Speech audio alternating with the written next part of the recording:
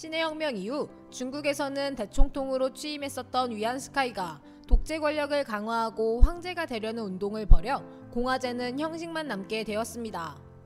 위안스카이가 사망한 이후에는 각 지방에서 군벌이 난립하여 중화민국은 큰 혼란에 빠지게 됩니다. 이러한 가운데 위안스카이의 황제제도 부활에 반발하였던 천두슈, 후스 등의 진보적 지식인들은 1915년 잡지 신청년을 발행하여 유교를 비판하고 서양과학과 민주주의 수용을 내세우며 신문화 운동을 일으켰습니다. 1917년부터 1921년에 걸쳐 전개된 신문화 운동은 중화민국 초기의 봉건적인 제도와 전통에 반대하여 일어난 급진적인 문화운동이자 반제국주의 운동으로 진보적 지식인들은 잡지 발간, 구어체 문학 등을 통하여 문학혁명, 유교 비판, 문자개혁 등을 주창하며 기존의 사상을 전면 부정하고 비판하였습니다. 이로 인해 진취적인 문화와 근대 국민의식이 확산되었고 신문화 운동의 열기는 오사운동으로 이어졌습니다. 한편 신문화 운동이 한창이던 제1차 세계대전 중에 일본은 중국 내 독일의 세력권이었던 상둔반도의 칭다오를 점령하고 일본의 권익을 보장받으려는 21개조 요구를 위안스카이 정부에게 강요했었습니다. 중국은 제1차 세계대전 이후 1919년 1월 파리 강화회의에서 산둥반도의 이권이 회수되고 21개조 요구가 폐지될 것이라고 기대하였으나 이권의 반환과 21개조 요구의 취소가 수용되지 않았고 독일이 가지고 있던 산둥 지방의 이권이 일본에 양도되게 됩니다.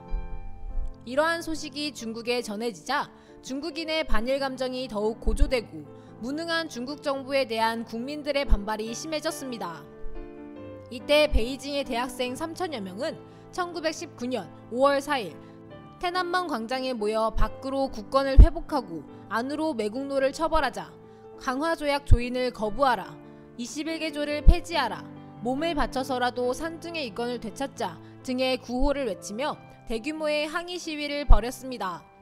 베이징 정부의 탄압에도 시위는 전국적으로 확산되었고 도시의 상인과 노동자 등도 가담하는 대중운동으로 발전하였습니다. 이에 베이징 정부는 1919년 제1차 세계대전 전후 처리를 위해 열린 파리 강화 회의의 결과 31개 연합국이 독일과 맺은 강화조약인 베르사유 조약의 조인을 거부하였습니다. 오사운동은 반제국주의, 반봉건의 이념을 내세우며 학생들이 중심이 되고 민중이 참여하여 그들의 권리를 지키려고 한 움직임이었습니다. 제1차 세계대전 이후 베르사유 조약의 체결로 국제 정세는 일시적인 안정을 보였었으나 오사운동을 계기로 중국 대표단이 베르사유 조약의 조인을 거부함으로써 동아시아 문제는 제대로 마무리되지 못하였습니다. 또한 동아시아의 강자로 등장하였던 일본과 서양 열강이 해군력을 강화하여 군사적 우위를 차지하려는 경쟁이 전개되었습니다. 이로 인해 동아시아 지역에서 전쟁이 일어날 수도 있다는 위기감이 고조되었습니다.